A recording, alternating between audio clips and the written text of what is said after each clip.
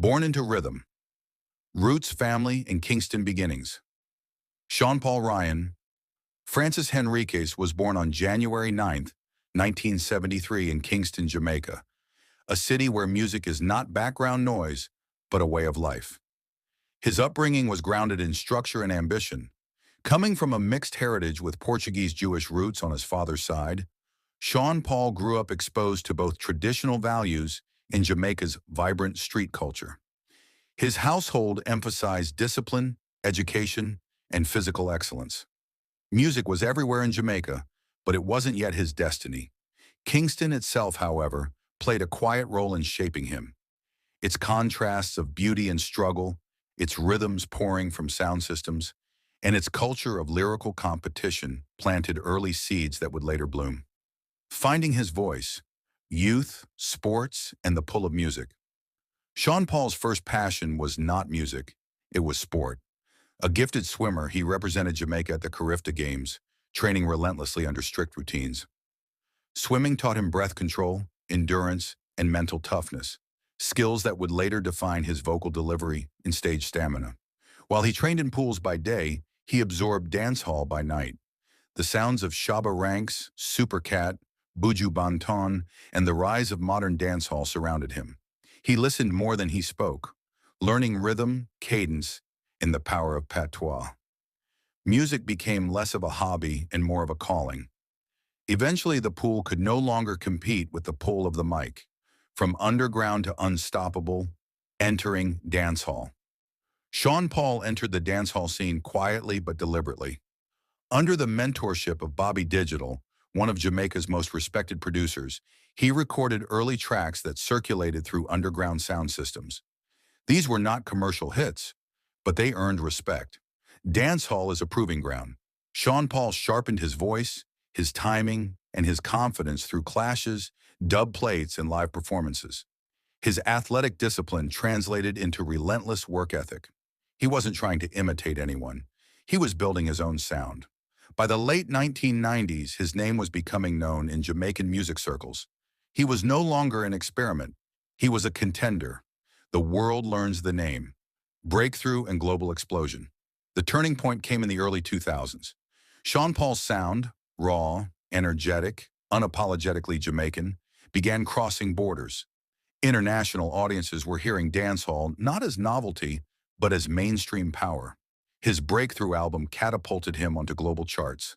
Songs dominated clubs, radios, and festivals worldwide. Suddenly, Sean Paul wasn't just representing Jamaica, he was introducing dancehall to the world in a new way. Accents weren't softened, lyrics weren't diluted. Dancehall arrived globally on its own terms. King of the club era, chart domination, and cultural impact. The mid-2000s marked Sean Paul's reign. Hit after hit flooded the charts.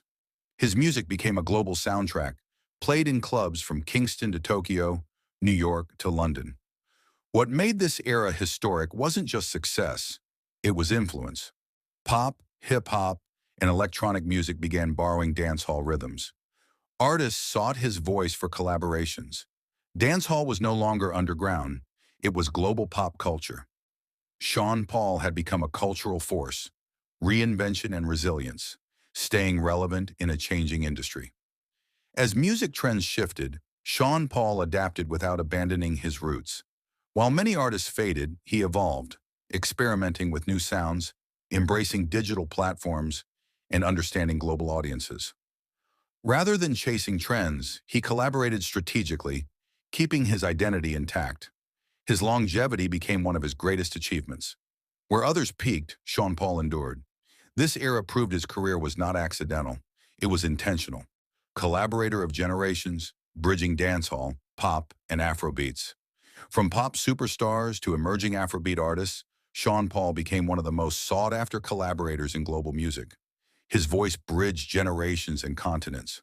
By working with younger artists, he stayed relevant while giving credibility to new movements. His influence extended into Africa, Europe, and Latin America, reinforcing dancehall's global DNA. Few artists managed to evolve without losing authenticity. Sean Paul did both. Beyond the mic, business, fatherhood, and personal growth. Off stage, Sean Paul embraced fatherhood, balance in business. He became more selective, more reflective, and more focused on legacy. Music was no longer just performance, it was stewardship. He invested in himself, his brand, and his role as a leader within Jamaican culture. Maturity added depth to his artistry. The fire was still there, but now it was controlled. Cultural ambassador, Sean Paul's role in Jamaican music history. Sean Paul's legacy is inseparable from Jamaica's global musical identity. He helped normalize dancehall accents on international radio. He proved Jamaican artists didn't need to compromise authenticity for global success. He stands among the artists who carried Jamaica's voice worldwide, expanding opportunity for generations that followed. His impact goes beyond charts. It lives in culture. Still, Duddy still relevant. Sean Paul from 2020 to 2026. From 2020 through 2026, Sean Paul remained active, visible, and influential. He continued releasing music, touring internationally, and collaborating across genres and continents. While younger artists rose, Sean Paul never disappeared. Instead, he stood as proof that longevity in music comes from evolution, discipline, and respect for the craft. More than 3 decades after finding his voice, Sean Paul remains a symbol of dancehall's global power. Still Duddy, still relevant, and still moving crowds worldwide. Please like, share, and subscribe to help the channel grow. Thank you. Let's continue. The sound never sleeps, work ethic, touring, and global presence. Decades into his career, Sean Paul's schedule showed little sign of easing. Touring was no longer just a professional obligation. It was a lifeline between artist and audience, a living exchange that studio recordings alone could never replace. From sprawling European festivals to tightly packed Caribbean venues, his performances reaffirmed a fundamental truth of dancehall. The genre breathes most fully in live spaces. What impressed promoters and fans alike was not merely his presence, but his consistency. Night after night, across time zones and cultures, Sean Paul delivered with the same urgency that had defined his early years. This was not nostalgia packaged for legacy crowds. This was an artist still engaged in competition, still sharpening his edge, still measuring himself against the present moment. Behind the scenes, his athletic discipline remained evident. Structured rehearsals, vocal conditioning, fitness routines, habits rooted in his youth never faded. Longevity in his case was neither accidental nor symbolic.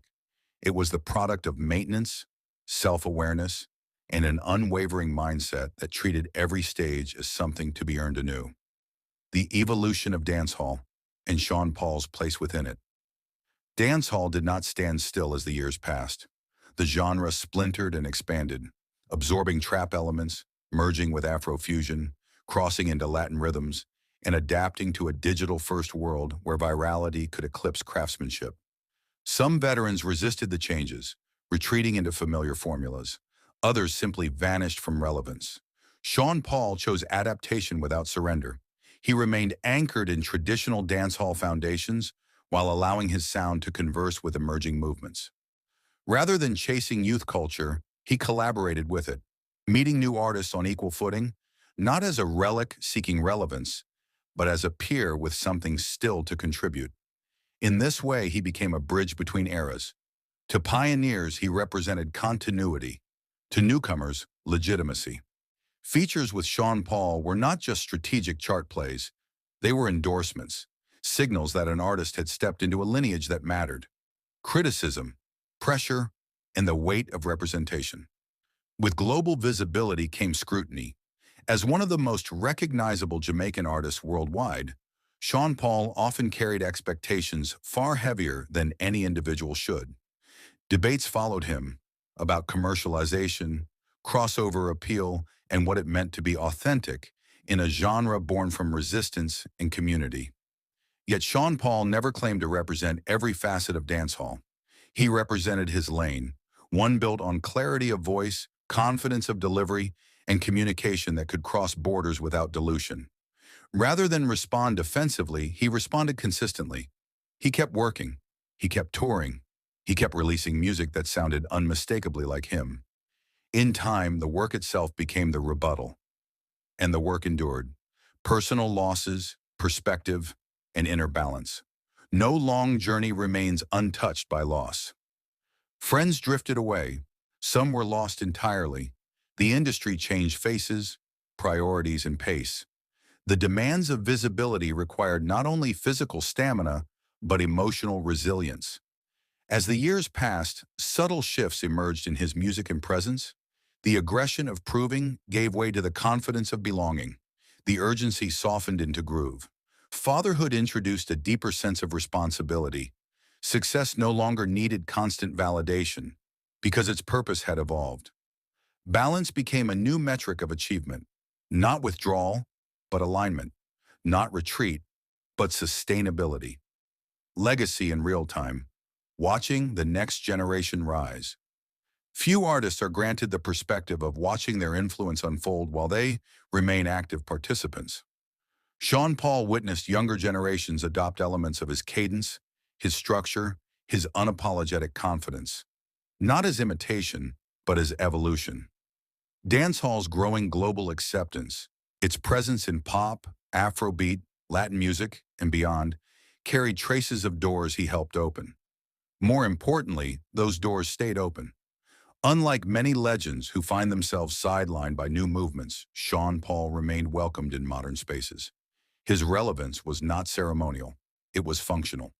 Sean Paul in 2026, not a comeback, a continuation. By 2026, Sean Paul's career defied the traditional arc of rise, fall, and return. There was no comeback narrative because there was no disappearance. He stood as a global ambassador for Jamaican music, a blueprint for longevity in a rapidly shifting industry. Proof that authenticity, when clearly defined, can scale worldwide. His voice still cut cleanly through rhythms, his presence still moved crowds, his name still carried weight, not through nostalgia, but through continued relevance. Final reflection, from Kingston to the world. Sean Paul's story extends beyond music charts and awards. It is a study in discipline meeting culture, in local identity transforming into global language, and in longevity earned through sustained effort rather than momentary hype.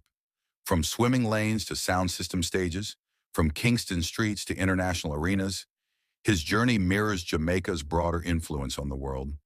Bold, rhythmic, and unapologetically itself. The rhythm continues. The voice remains. The legacy is not finished, it is alive.